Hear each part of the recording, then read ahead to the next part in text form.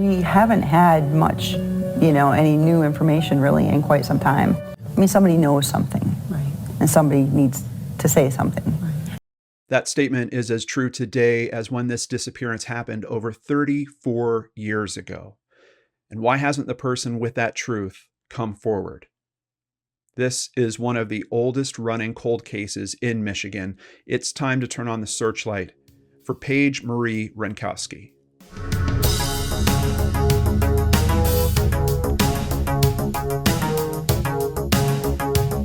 Welcome back to Brain Scratch Searchlight. I'm John Lordan. Thank you so much for caring about these cases like I do. I can't do this without your guys' help. And a big shout out to Brian for recommending this case to us. It's one that it's a bit of a well-known case, especially around the Michigan area, because it kind of got compared to a lot of other disappearances. We're going to see similar situations in the Maura Murray case or the Brandon Lawson case. We have a vehicle left behind and we have the person that goes missing. The twist in this is that this case happened in the middle of the day, around 3 p.m. on a Thursday afternoon on a highway. And we have a lot of witnesses around this occurrence as well. Despite that, it's like we don't necessarily hear a lot about the details. So I dug extra deep. I'm not joking, you guys. I went through 200 sources to pull together today's episode to try to find any little sliver of information I can that hasn't been shared regularly. I've seen some retellings of this story, and there's a very simple version of this story. Kind of girl goes missing at the side of the road, brief description of someone that she was seen with, and that's it. But when you crack into the details, there's actually a bit more. We've got not just one composite sketch or two composite sketches of the same person. We've got several composite sketches of multiple people. We've got kind of varying stories in terms of who was actually seen at the side of the road with her. So we're going to try to go through all of that, share as complete of a picture as we can here. And I'm hoping that you'll be moved to share this video with others. If you have friends, relatives, people that you associate with in Michigan, let's re-raise the exposure. Law enforcement's literally asking for that help. A few weeks ago, a new round of press kind of came out around this case saying that they're looking for help. Let's step up. Let's give them the help they're looking for. Let's learn more about Paige. And here is one of the photos that you probably have most commonly seen if you've looked into this case. It's one that's featured on several of the posters, also on the NamUs Profile, but you might not be as familiar with this photo. And when I went looking into all of these sources, I was surprised to see kind of, at least in terms of the news coverage, where Paige's story starts. And that's with a run of articles from 1975 talking about kind of a local public access show. Far Out World is the theme of Collage at 7:30 p.m. Tuesday on Channel 6. So Collage is this kind of public access show that was done by several students. It was a monthly program produced for the youth of the mid-Michigan area. And Paige was mentioned several times for different episodes that were done here. She also pops up in an article about local models in 17 magazine. As a matter of fact, this photo here on the left, there's Paige again. Someone that was obviously into entertainment a bit, but also someone that was into education. We're going to learn as we kind of go through things here as well. Of course, there's a lot more articles about the disappearance, and that's one of the downsides of the coverage too, is I've really only found a few articles that kind of crack into who Paige is as a person. We're talking a group of 4 siblings, all of them girls. We're talking a mother and a father, a mother who does amazing things in the missing persons community, a father who suffers a grand mal seizure around her disappearance, bounces back from that and continues his work to try to help find his daughter. But let's start with this article at Lansing State Journal. Of course, we know this is happening in Michigan. The car of a 30-year-old Lansing woman who has been missing since Thursday was found running on I-96 near the Fowlerville exit, police said. Paige Marie Renkoski dropped her mother off at a Detroit airport and was returning to Lansing, said the Livingston County Sheriff's Department. She's been missing since 2:30 p.m. Thursday. Sheriffs found the car she was driving, a silver 2-door 1986 Oldsmobile Kalis. parked and running on I-96 about a half-mile east of the Fowlerville exit. Not only parked and running, there's another interesting detail in that, which is the lights were on, and we're talking 2:30, 3 o'clock in the afternoon. I believe 1986. I think that's before daytime running lights. So I'm kind of curious about why the lights would have been on. Is that an indicator that she needed help of some kind, that she was trying to flag someone, maybe to pull over, something along those lines? I'm not positive, but it is a curious, another curious detail in this. She's described as white, 5 feet 6 inches, about 125 pounds, with blonde hair and blue eyes. When last seen, she was wearing a white long-sleeve turtleneck sweater, multicolored baggy silk pants, and a green and gold beaded necklace. Some more details here from Lansing State Journal again. According to the police, the key was in the ignition, the engine was running, and the lights on, said her mother, artist Paige Renkoski. A number of people have joined in the search for the missing woman. This is a case that would get a ton of coverage and seemingly a lot of local support. What's challenging about it is the logistics of, we know this disappearance is happening on a highway. We're going to learn very quickly that it seems like another vehicle is involved. Where exactly do you search? It's not like you've found an article that belongs to her and it's kind of out of place somewhere. It's near a park or near some woods and you know, okay, we got to go search that area. So just in terms of finding locations to search, there's a big question mark in this case because of the logistics of, she was taken from a highway essentially, or she left from a highway. Continuing on, I just wanted to show some photos. This is her vehicle. I'm seeing in some publications it's being described as white. In most of them, they're saying it's silver. And I think we can see from this footage here that it is actually silver. It's a two-door and very strange. All of her personal items left in there, including her purse. Her purse still had money in it. That was left behind. Her shoes are literally left. And in an interesting spot, kind of on the driver's side. Now, with the position of them, it kind of makes me think that maybe she liked to drive barefoot. Maybe she had actually popped them off. She kind of kept them in that position while she drove barefoot. But to get out on a highway in the middle of the day and not put your shoes on, was there some threat to her that she knew about from the seated position? Did someone come up to the side of the window and threaten her, maybe with a weapon or something, to step out of the car? It's a little curious that she would step out of the car without her shoes, but shoes left behind, all these personal items left behind, and a detail that doesn't really come out kind of in the earliest of the articles, but it does come out as soon as they start pulling a timeline together of that case. And that's this bag here, which actually does have an open container of beer in it. And I raise that because it's making me wonder just about her possible mental state. Is something going on with her at this point? This is someone that she works with children. So effectively, you know, getting a DUI or something like that could be very problematic for the line of work that she's in. Was there something about her mental state on this particular day? Was she particularly stressed about something? We know that, you know, she drives and she drops her mother off. She goes to visit a friend of hers at a park. And then after that, she stops at I think it's a Cracker Barrel, if I'm remembering correctly.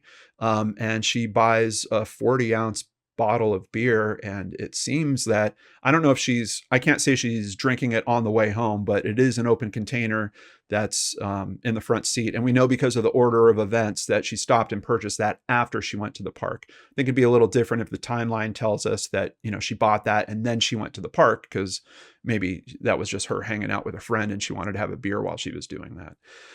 In terms of the location, we can see Lansing up over here to the left. We got Detroit down to the right, Fowlerville close to in the middle.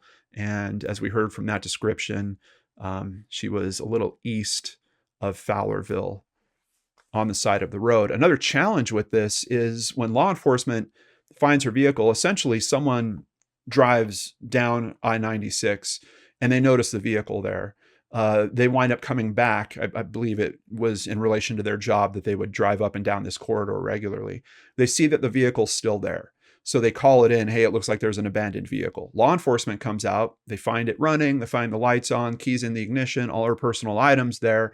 Despite all of those indicators, they treat it as just a vehicle that's been left on the side of the road. They shut it off. I think they roll up the window. Actually, I think they do have it towed at that point.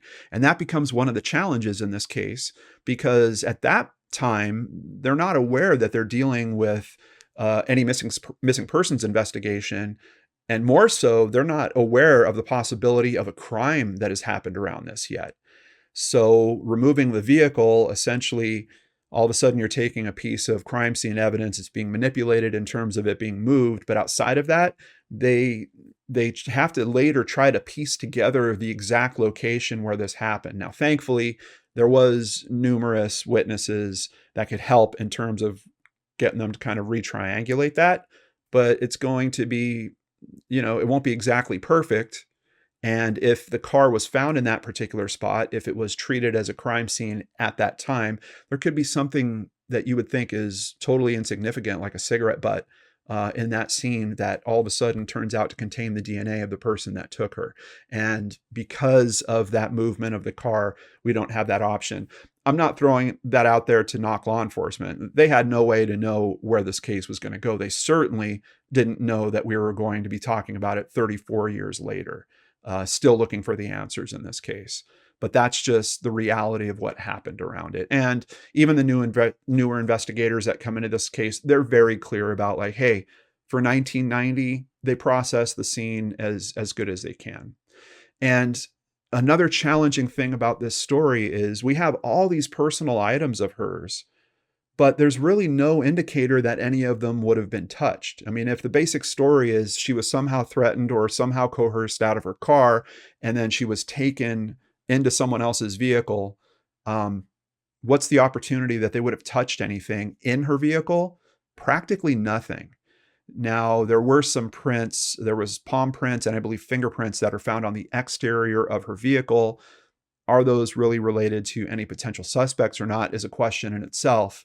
And as of 34 years later, this case isn't solved. So obviously those prints are not proving fruitful. But around all this, Paige was also engaged, and her fiance would become a little bit of a focus in terms of the news story. So let's go ahead and move on to our next article here. Steve DeBrabander, Paige's fiance, said he got worried when Paige was late returning home. He couldn't reach anyone at the Renkoskis and finally broke into their house to see if there was any clue to where she was.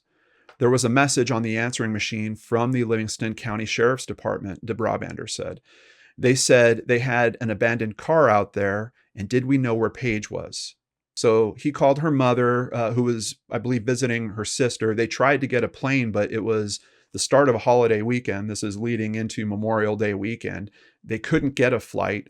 Thankfully, one of Paige's sisters, Tammy, had a boss that had a private plane and basically chartered this private plane to go pull the family members, get them back into Lansing to help with this case. So that's just a little bit of what goes on here. And Steve would actually step up in a pretty significant way with an interesting investigative measure we're going to cover here in a moment. As far as what law enforcement is saying, we have County Sheriff Detective Ed Moore stating, "We just don't have the foggiest idea what happened. We can't speculate at all because we don't know enough. We've talked to her fiance as well as several other people, and we feel circumstances are real suspicious." So the additional detail that I haven't mentioned here is there is essentially a minivan that is seen on the scene. It's being described as a maroon minivan. And law enforcement tries to run some searches. I believe they reached out to Mazda and they were looking for a particular minivan with that color. And Mazda came back with a list of like hundreds of cars for them. And they weren't sure it was a Mazda. This was just their test into looking into, could we use that information to be helpful in this investigation? And basically they found that they couldn't be. It's interesting here that they are mentioning, they're kind of bringing up the fiance a little bit. And, we look into a lot of true crime cases where the fiance might have something to do in a disappearance. The logistics around this disappearance, it happening on a highway, her being on a clear path. We know where she was going. We know where she had been. The odds of someone following her, not out of play.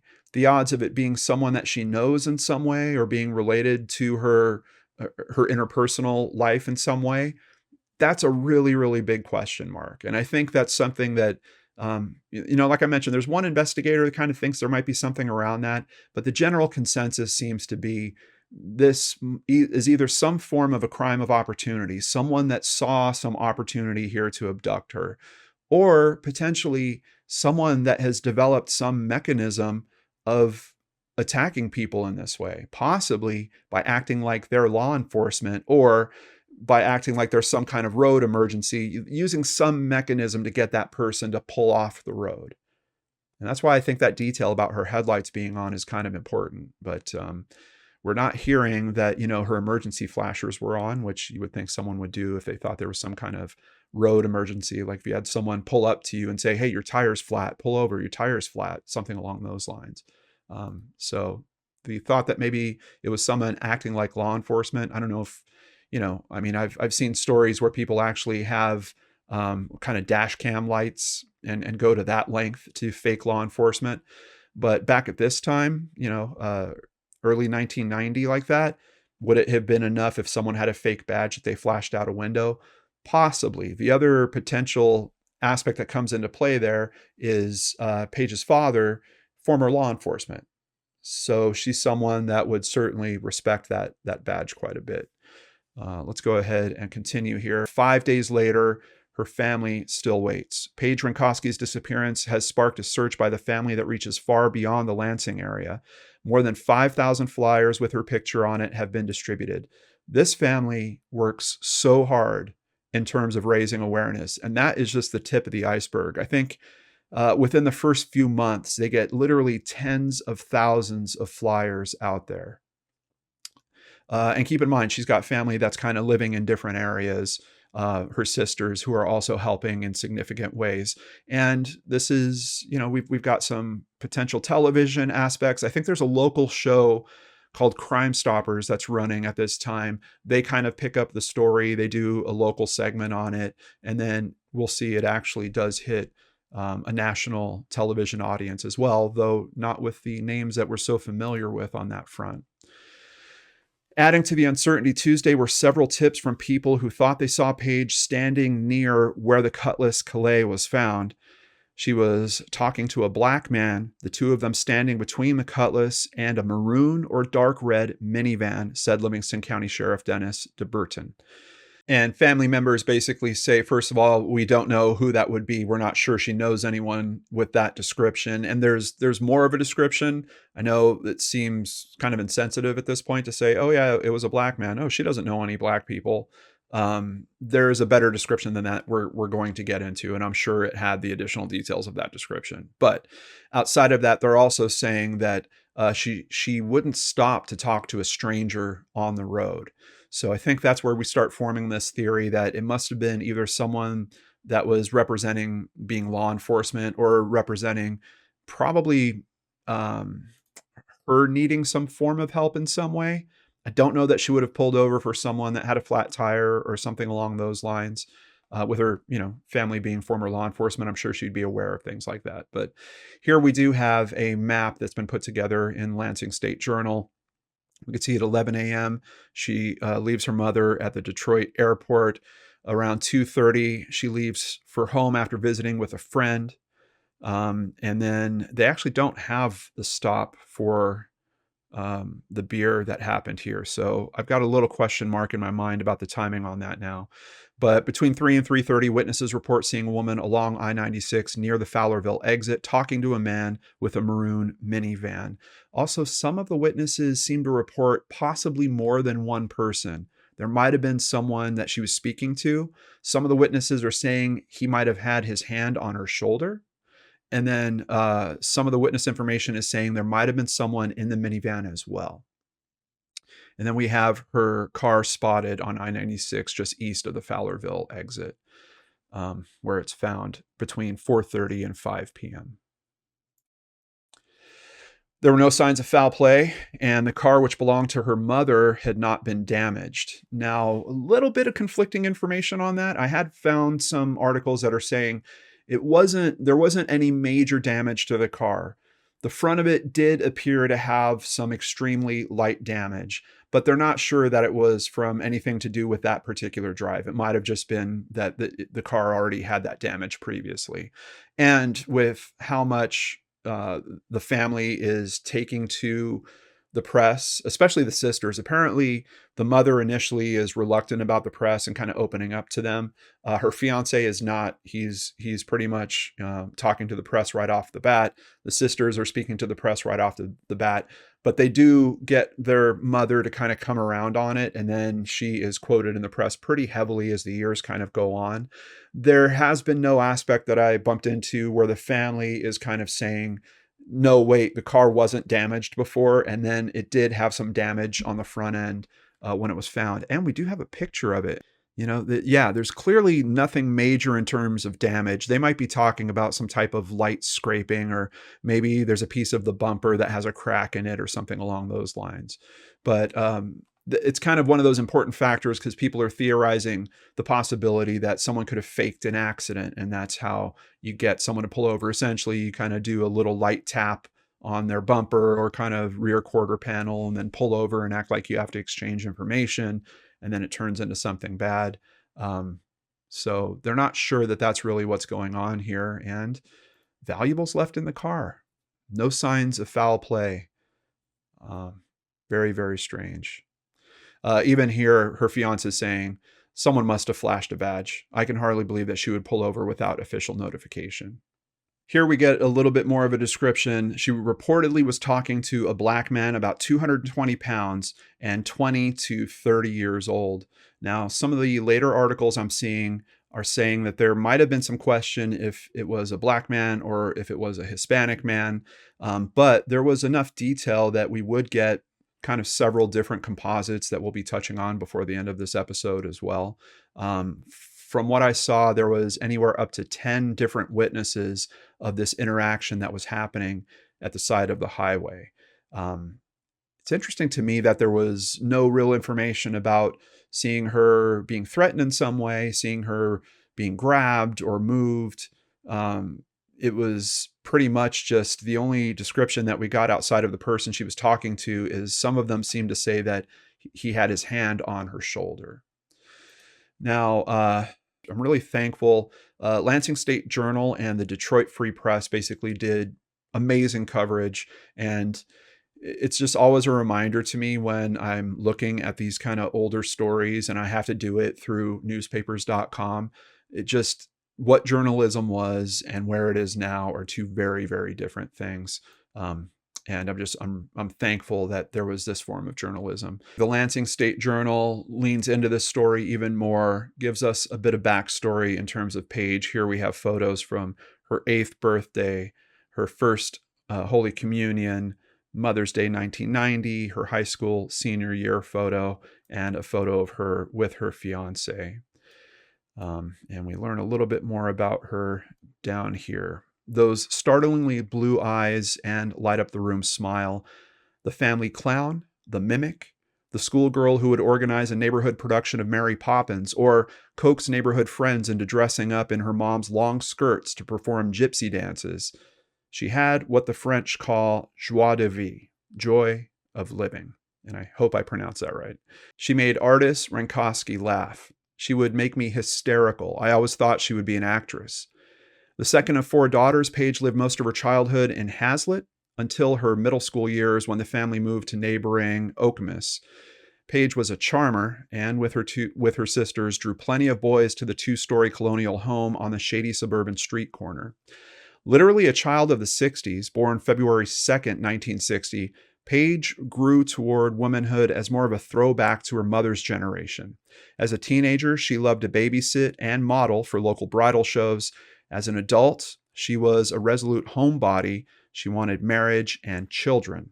She was not a 90s woman, says her mother. Of course, we know Paige gets engaged. She moves in with her fiance in a DeWitt Township home, a ranch home, and she's a substitute teacher at an educational child care center in Lansing. She had just earned an associate's degree in child development from Lansing Community College. She wanted to run her own daycare center from their home. She had an appointment with an insurance broker to discuss liability insurance, but she disappeared before that meeting. So a lot of big plans in Paige's life that all came to a stop, including her pending marriage, which I believe was supposed to happen in November. Then we get to the start of a trend with this case where anytime there are kind of cases with similar elements, I think just this hit such a level in terms of the press that everyone kept thinking about Paige's case. And then there'd be these kind of associations made, like we see happen here. Crime connection. Police say there may be a connection between a 1989 murder and the disappearance of Paige Renkoski. Let's get a little bit more detail about that occurrence. Washtenaw County Sheriff's Lieutenant Greg Swenson said Wednesday that on September 18th, the body of Beverly Wavell, 30 years old, was found next to Gottfredson Road, south of M14 in Superior Township. Within 14 hours, her car was found in Griffin Park. No one's been arrested in the Wavell case. She had been shot several times. So I think they had some similarities here. Basically, both women being 30 years old. They were both at a park that same day. And I believe that might actually have been the same park. Different days that they were there, but the same park. And they both had blue eyes. We got to sit down and look at this is basically what this investigator is saying there. I did look for additional information on that case. I ran into a Web Sleuths thread about it, and people are aware of the case because of the relation to Paige, but I'm finding nothing in terms of further developments with that case. I don't know if it's been solved or not. Because there is so little on it, kind of makes me think that it might have been solved. It might all be wrapped up, and that's why there's no additional press. But I can't tell you guys for sure. Reward now $25,000 for tips on missing woman. So we see just within a matter of months, a lot of caring friends and family have worked together to get a significant reward on the table. Unfortunately, we're talking about this 34 years later, so no one has claimed it. Stephen DeBrawbender has spent the last 2 weeks sitting along I-96, writing down the license plates of passing vans in hopes that he'll find a clue to what happened to his fiancée, Paige Renkoski. This is a really interesting idea, and in one way, my heart kind of breaks for this guy to think that he's hurt to this point, and this might seem like kind of a desperation move, but I do think there's a good amount of intelligence behind this. If this is someone that is local to that area or uses that interstate because it's on their drive to work or on their drive home or on their drive to see family, what are the odds that you might spot that vehicle in that same place again? What about the possibility that they would come by just to see the scene again, to maybe relive some aspect of what happened that day? This isn't a terrible idea.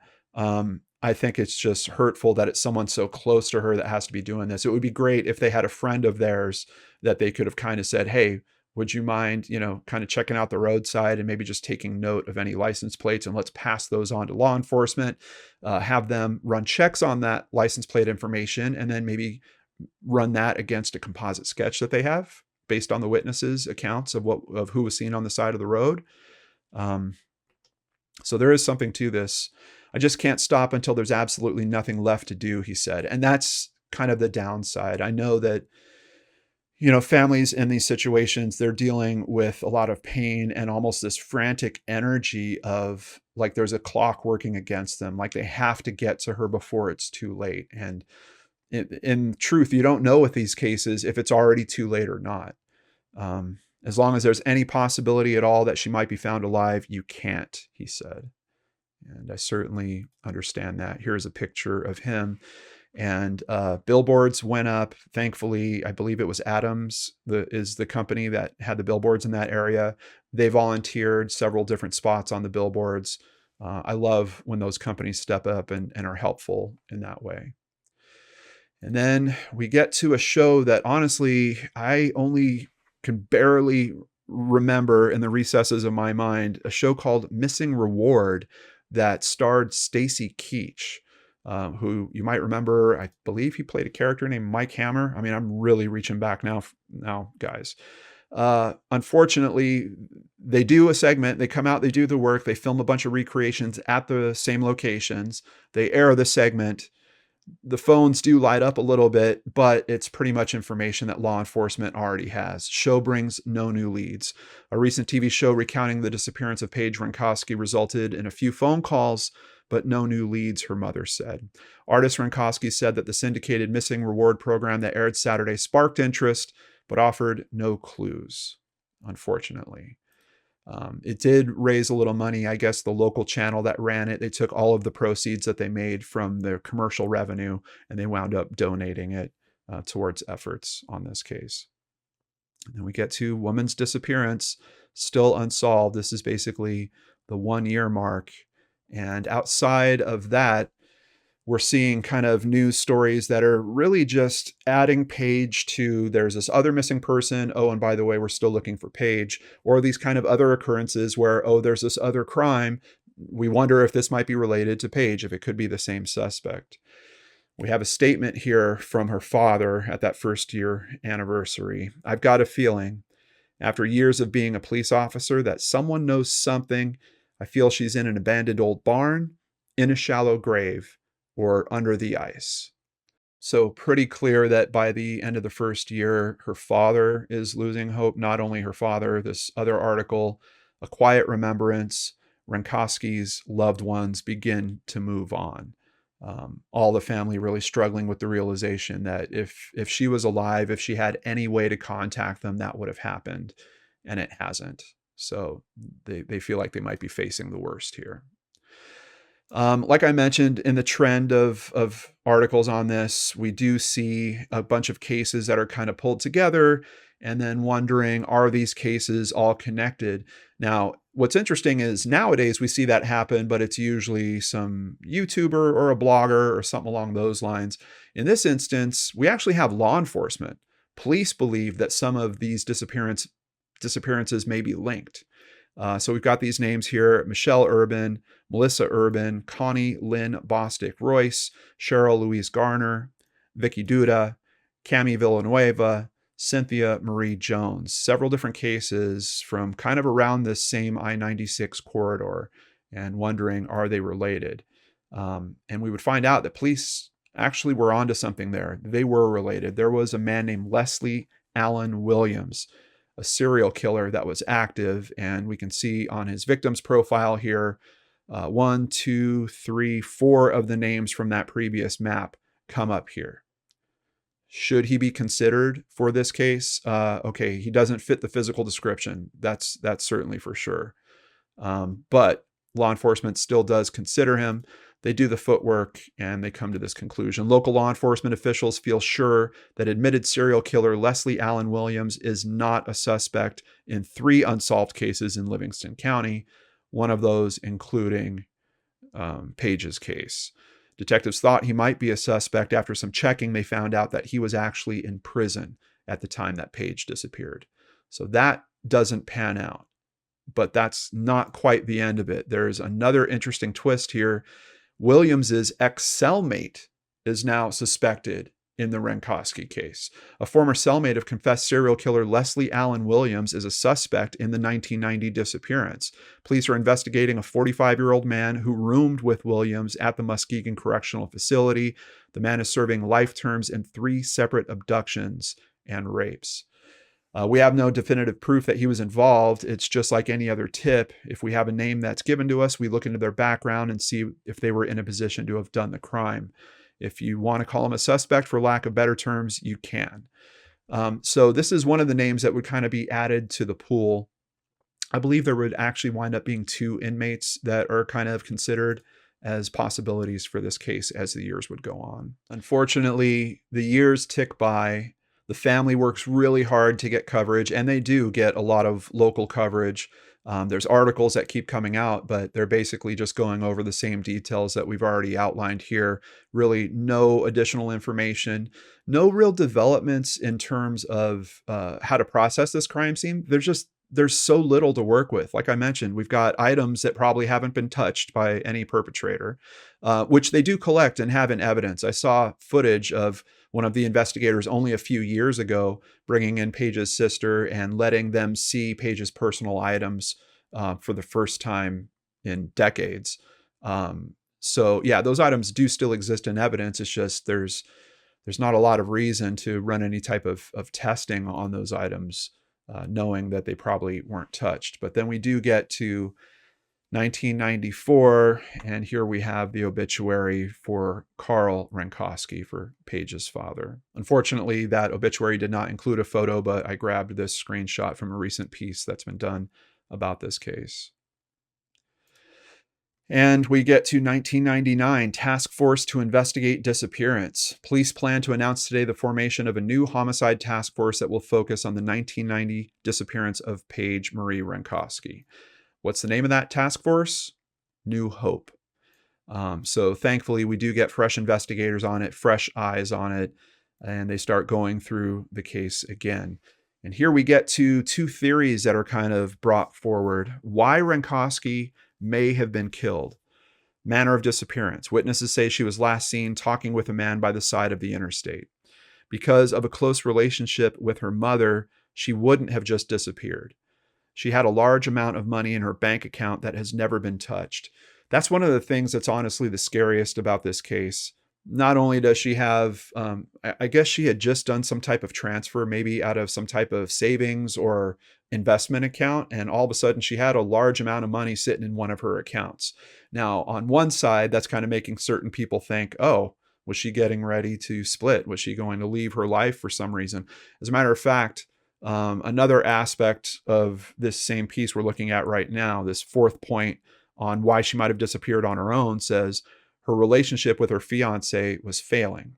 Now, I've seen that referred to in a few places, but I'm not seeing a source for that information. Makes me wonder about the conversation she had with that friend after she dropped off her mother. Was part of that conversation, hey, things aren't going so great. I don't know if I'm going to hang in there. Something along those lines. I don't know. But there's only been a few references to this potential. Knowing that she had transferred a large amount of money recently, does it kind of support that possibility? I think it's something that could be considered, but then the money's never touched. She didn't, take it out. And we know that when she does ultimately disappear, cash is left in her purse. It doesn't make a ton of sense. But the other points they had here about her disappearing on her own, state police say that she was not the type to stop and talk on the side of the road with a stranger.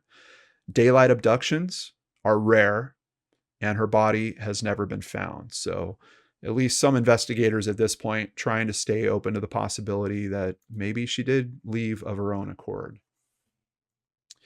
Probe of 1990 disappearance yields suspect. Inmate called key in case of woman who vanished in I-96. I don't know if this is the same inmate or a second inmate, but at this point we have an investigator basically saying this guy seems to have information. And as a matter of fact, I believe this is the same guy. One of these two inmates actually had a maroon minivan at this time as well. I don't think police have been able to actually track down that van, or if they did, there must have been nothing forensically significant in it. And I'm only finding these things in brief mentions. Obviously I don't have any access to, and I'm sure these case files, I saw footage of like 4 boxes. It's just a stack of information at this point. I'm just trying to give you guys kind of the pieces that I gleaned as I went through all this. Here's another mention. Police may have suspect. We have a small piece to the puzzle. A phone call could come tomorrow, and we could be making an arrest in a couple days. But this could be years or forever. We feel there's another person who has direct knowledge. And that kind of is leaning back to the whole tone that I really wanted to hit with this piece and the truth that her sister said at the start of it. If there was someone responsible in this way, the chances that they would have talked about it to someone else in some regard is high. If we're talking about a cellmate, if they were incarcerated, maybe that cellmate heard something. And yeah, we kind of have that aspect that seems to be shaking out in this case. But what about significant others? What about friends, on the outside, essentially, when they're not in jail? It seems to me that there would have to be some reason that someone has this key information and isn't contributing it. And we do have someone that puts in some information that might make you think twice about that aspect. There's someone that winds up drawing a map, a very detailed map, and saying her remains are on this private property. As a matter of fact, that kicks off a few searches. And they do bring out, I think they bring out dogs to one of those searches. I think they get ground penetrating radar going as well. The dogs have a hit in that area, but as they dig up, they don't find any remains. So is that information legit? Possibly. It kind of came in as an anonymous tip, but the level of detail kind of moved law enforcement in the later years to take that tip more seriously and take some steps towards it.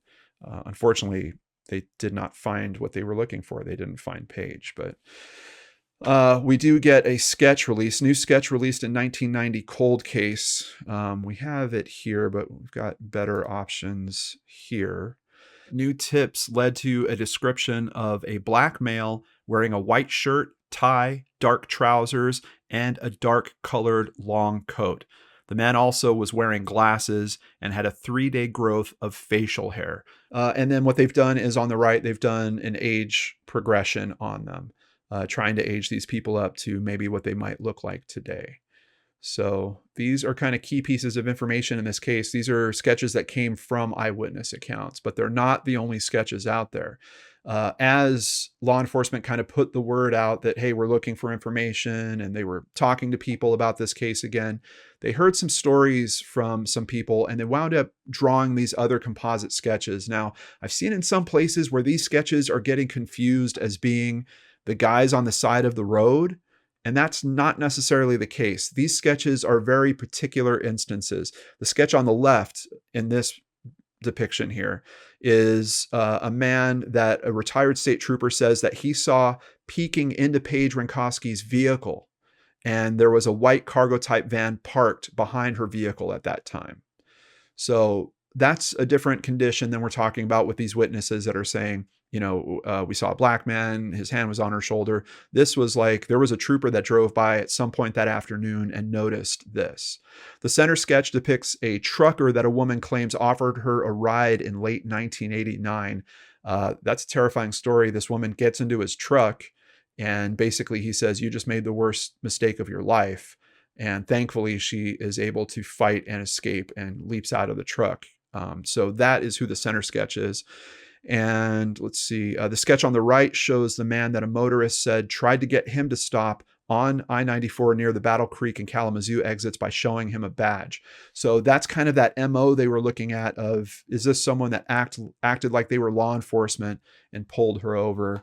And, you know, curious that if you take that sketch and kind of run it against these sketches, you know, he could be a match for that first sketch. It's possible. It's really hard to tell. Thankfully, you know, sketches have kind of developed now that we're in the digital area, and maybe this is one of those cases where they should, if there's any of those witnesses still around, maybe go back to them and try to get some newer sketches. Of course, how's your memory going to hold up 34 years later? I know is a big question, but maybe if they had the notes about the original sketches that were being made, maybe there's some way to take those and run those through. I don't know if they're doing AI composite sketches yet, but we can't be that far off. The cold case team also hopes to recheck a tip from the late 1990s that claims a 30-year-old woman is buried on land in the area of Sober Road in Conway Township in the far northwestern corner of Livingston County. However, the area is about 100 acres and includes wooded and swampy areas. Special equipment is needed to search the area for human remains, which would help the team narrow the search. So yeah, this area is mentioned a few times in articles kind of in the later years in terms of searches. And like I told you about, we have that map that pops up. It's kind of an interesting story. The origin of the map, which police released Monday, and a 2-page letter that accompanied the map is a mystery. Freyer, one of the detectives, says it showed up anonymously on the desk of a Lansing-based Michigan State Police detective sergeant in 1999. The person who drew it appears to have taken time to sketch out and neatly mark the locations of I-96, the Fowlerville exit, and downtown Fowlerville, as well as mark whether the roads, which are not named on the map, are pavement or gravel. So if nothing else, shows that that person has intimate knowledge of the area. Do they really have knowledge of this case? Is there something to that map? I believe there's been searches conducted and still nothing that has come out from that. And unfortunately, in 2017, Paige's mother would pass away. A mid-Michigan mother who never gave up hope that one day the mystery of her missing daughter would be solved has died. Artist Renkoski, whose daughter Paige was last seen on the side of the road in Fowlerville in 1990, has died at the age of 84. She was known as a devoted advocate for missing people and crime victims. She was a leader with the Mid-Michigan chapter of Parents of Murdered Children, Missing in Michigan, and the Michigan Cold Cases website. And guys, she was doing this work. Keep in mind, Paige went missing in 1990. Like, we're talking birth of the popular internet is happening around this. I saw one of her daughters interviewed and was talking about, like, I'm so amazed that my mother, she became like a Facebook expert, like she jumped into any place where she could find these forums, but she did that before all that. They were holding these physical meetings. She's one of the people that was kicking in information in terms of NamUs getting started. She was just helping on as many fronts as possible. And it's just such a testament to the importance of these families that are in this unique, painful situation and how they find ways to channel and funnel that energy to be helpful to others. This woman was a stellar example of that. She was also a frequent speaker at conferences, working closely with investigators of not just her daughter's case, but of others as well, taking the time to comfort other families. The Artist Renkoski Award was created in her honor and given to her in its inaugural year for her work with Missing in Michigan. Despite the accolades, Renkoski told WHMI in 2015 that she remained focused on a resolution to her daughter's disappearance, a determination she knew would outlive her. We're still waiting for Paige to come home, no matter how little of her there is. I want to be able to have a proper memorial for her. We've had small family memorials for her all the time, but I want a proper memorial for her. But I told my daughters, when I'm no longer here, I want you girls to carry on the torch. And now my granddaughters are very involved. And that is certainly the case. Her daughters are involved. Her granddaughters are involved. The torch has been carried. And something they did, I think that is a beautiful way to honor both Artist and Paige. They wound up having a dual memorial in 2017. A dual memorial service for Renkoski and her missing daughter will be held February 2nd on what would be Paige's 58th birthday. We never really had a formal service for Paige other than a family memorial on her birthday every year, said her sister Michelle. We've never had closure. My mom really wanted that. But don't take that for them being done, because they're not. There's still new recent articles that are coming out. There is a college that is working on a documentary. The sisters have participated in doing interviews for that. They're still working very hard, making sure that this face gets out there, this story gets out there, and people don't forget about their sister. Nearly 30 years on, Michelle is urging police to not let her sister's case go cold. People have moved. People have died along the way. People have retired. Finding some of these people who were interviewed early on is a little tricky. We're urging our investigators to start over, Michelle told Dateline. When there's a missing person, it's different now than 30 years ago. There's DNA and different technical things that you couldn't do 30 years ago. And that is certainly a big part of this case. This case is really challenging on that front because of the lack of contact that person had with the items that were left behind, the location where it's happening. We've got a ton of witnesses. We understand some of the interaction. We've got some composite sketches, but that's it. Never been able to identify the vehicle, which is obviously a big component in this. And of course, we haven't been able to identify the suspect or bring Paige home. So NamUs, of course, does have a profile. Pretty rare to see a profile with a number this low. You can tell that her mother was part of getting NamUs off the ground. MP835. And just to once again hit these details, she went missing at the age of 30. She would currently be 64 years old. She was standing at 5 feet 6 inches tall and weighed around 125 pounds. The circumstances of disappearance here, they're saying unknown. Last seen speaking to an unknown black male on the side of I-96 near the Fowlerville exit. Her vehicle was later located abandoned on I-96 with the key still in the ignition and the engine still running. The front door was unlocked and her purse and shoes were found inside. strawberry blonde hair, blue eyes. She does have 2 screws in her left knee and a long scar on the inside of her right arm, as well as a scar on her left leg. She was wearing a white V-neck sweater worn backwards and black with multicolor print pants, dark medium green length necklace with gold beads, green and gold earrings to match. And she does have pierced ears. As a matter of fact, this photo in particular, I believe, is some of the clothing that she was wearing when she actually disappeared. And the different suspects here, we've got the different composites.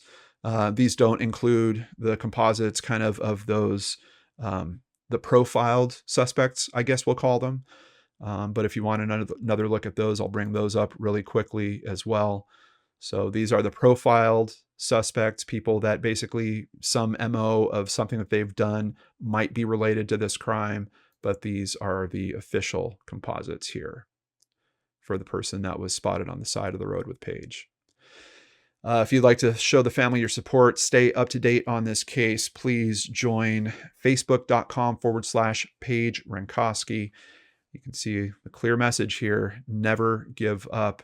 And we've got the cold case team that's working on this. These are guys that are retired, volunteering their time, trying to help this family and bring answers to Paige's family. 34 years is a long, long time. And maybe you sharing this video might be something that helps this family find the answers that they're looking for. So please take a moment, think of any friends you have in Michigan, send this off to them and make sure that they know about Paige and that they know that Paige's family is there, still feeling this pain after all these years and looking for help. And they might be the person to have it. Once again, thank you to Brian for letting me know about this case. And a big thank you to those of you that support my work here. We can't do this the way we do it. You might notice we don't run commercials in the middle of these presentations. We want to make sure that you're able to stay focused on the case and that the person that should be seeing this, maybe the person that's sitting on the information that could be moved to open up and pick up that phone, doesn't click off in the middle of it because of some ad or something. We can only do that because of our wonderful supporters. A big thank you to PayPal supporters Jennifer Wilson, Hillary Green, and a special thank you, Michelle Peterson. Thank you for that kind message you sent also, Michelle. If you'd like to join our supporters, please visit LordanArts.com. There you can sign up for Patreon, sign up for PayPal, buy merchandise, or even just buy us a coffee like Ann Peters recently did. I appreciate you guys that keep us here trying to help these families that are in these terrible situations all these years. Can't do it without you guys. So thank you so much. Have a nice weekend. Take care. And we will see you again here next week on the LordanArts channel.